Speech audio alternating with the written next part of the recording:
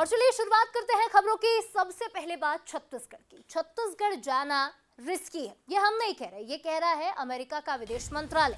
दरअसल अमेरिका ने छत्तीसगढ़ को हाई रिस्क जोन बताते हुए ऐसे 6 राज्यों के लिए ट्रैवल एडवाइजरी अपने नागरिकों के लिए जारी की है, जहां जाना खतरे से खाली नहीं है। अमेरिकी विदेश मंत्रालय ने यह एडवाइजरी जारी की है और कहा है कि यहां पर किसी भी समय में आतंकी हमले हो सकते हैं और इन राज्यों में छत्तीसगढ़ का नाम भी शामिल है। छत्तीसगढ़ में नक्सलवाद पर सियासी घमासान अब छिड़ गया है। पहले आप ये तस्वीर देखिए, पोस्ट देखिए, यूएस एम्बेसी ने ये एडवाइजरी जारी की है जिसमें ये कहा है कि बिहार, झारखंड, छत्तीसगढ़, साथ ही साथ जम्मू कश्मीर और ऐसे 2 और राज्य हैं, यानी कुल 6 राज्य, उड़ीसा भी इसमें शामिल है। इन राज्यों में जाना खतरे से खाली नहीं है, इन राज्यों में जाना खतरा बताया और छत्तीसगढ़ संभल कर जाने की चेतावनी विदेश मंत्रालय ने जारी की है। तो वहीं अब इस पूरे मामले पर सियासत तेज होना भी लाजमी है। उन्होंने लगातार ये एडवाइजरी जारी होने के बाद बयानबाजी देखने को मिल रही है। पूर्व सीएम भूपेश बघेल ने अब इस पोस्ट को लेकर सवाल उठाए, पूछा है कि यह है अमृतकाल।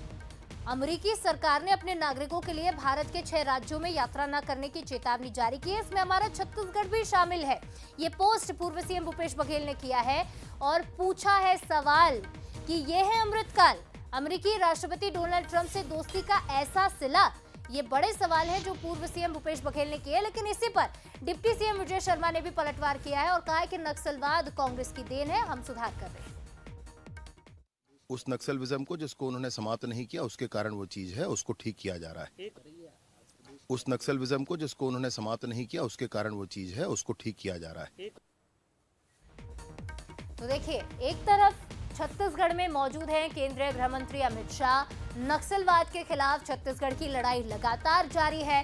1000 से ज्यादा नक्सलियों की गिरफ्तारी हो चुकी है। 250 से ज्यादा, 300 से ज्यादा नक्सली अब तक मारे जा चुके हैं। सिर्फ अगर हम 2025 का ही आंकड़ा देखें तो लगातार जनवरी से जून तक कई नक्सली मारे गए, जिसमें बड़े बड़े कैडर के करोड़ों के इनामी नक्सली शामिल है। जिस तरह से कार्रवाई लगातार चल रही है, एक तरफ 2026 के टारगेट की तरफ जवान आगे बढ़ रहे हैं, छत्तीसगढ़ नक्सलवाद से मुक्त होने की कगार पर है। दूसरी तरफ यूएस एम्बेसी का, यूएस के विदेश मंत्रालय का इस तरह की एडवाइजरी जारी करना छत्तीसगढ़ में सियासी बवाल मचा देता है। फुल सियासत हो रही है छत्तीसगढ़ में जब हाई रिस्क जारी किया गया, यानी अमेरिका की तरफ से ये कहा गया कि छत्तीसगढ़ जाना रिस्की है भाई, तो दूसरी तरफ सियासत भी तेज हो गई है। इसे लेकर पूर्व डिप्टी सीएम टीएस सिंहदेव क्या कह रहे हैं वो भी सुनते हैं। G7 की बात हो, चाहे पाकिस्तान को IMF से लोन दिलाने की बात हो, चाहे पाकिस्तान के सेना अध्यक्ष को डोनाल्ड ट्रंप साहब बुफे के लिए बुलाते हैं, वो वाली बात हो, अन्य घटनाएं भी हुई और अब ये एडवाइजरी जारी होना कि भारत में विदेश के लोग और विशेष करके महिलाएं, जो देश, जिस देश की परंपराएं देवी और देवताओं की है, जहां देवियों का स्थान समकक्ष अगर आगे नहीं देवताओं से परंपरागत बना रहा है, वहां महिलाएं असुरक्षित हों, विदेश की महिलाएं असुरक्षित हों, ऐसा एडवाइजरी अमेरिका से आना, ये हमारी देश की छवि को भी प्रभावित करता है। और जिस समय गृह मंत्री जी छत्तीसगढ़ में हैं, इस बात पे ध्यान देने की आवश्यकता है कि एक विदेश मंत्रालय लगातार विफल प्रतीत हो रहा है और गृह मंत्री जी जिस समय नक्सल समस्या के संदर्भ में विशेष समाधान खोजने के लिए आ रहे हों, हमारा। तो पूर्व डिप्टी सीएम को आपने सुना।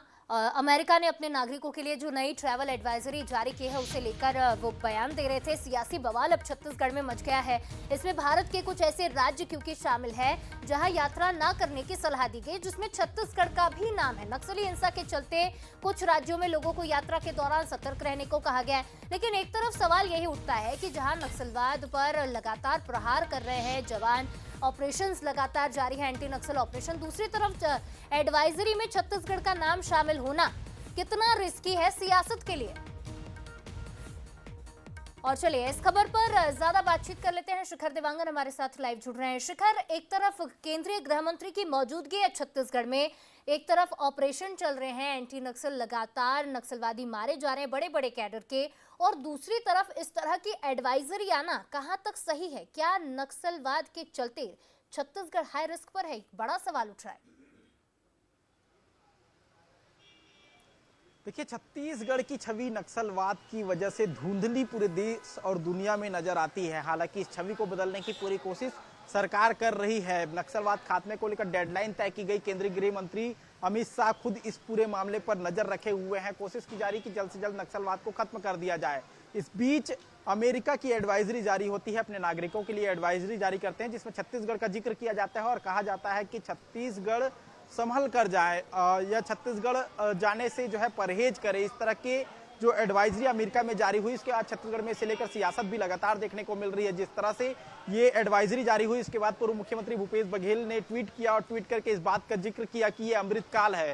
हालांकि उसका बयान भी उसे लेकर जो है बीजेपी की ओर से सामने आया। प्रदेश के उप मुख्यमंत्री विजय शर्मा का बयान सामने आया, वो इस बात का जिक्र करते रहे कि छत्तीसगढ़ में जिस तरह से नक्सलवाद पनपा है पूर्व मुख्यमंत्री भूपेश बघेल के कार्यकाल में, उसको हम ठीक करने की कोशिश कर रहे हैं। हालांकि नक्सलवाद को लेकर जो घटनाएं हो रही हैं, जो घटनाएं लगातार होती हैं, वो घटनाएं सीधे विश्व पटल पर निकलकर सामने आती है और यही वजह है कि ये परिस्थितियां जो है अब छत्तीसगढ़ में बदलती हुई नजर आ रही है।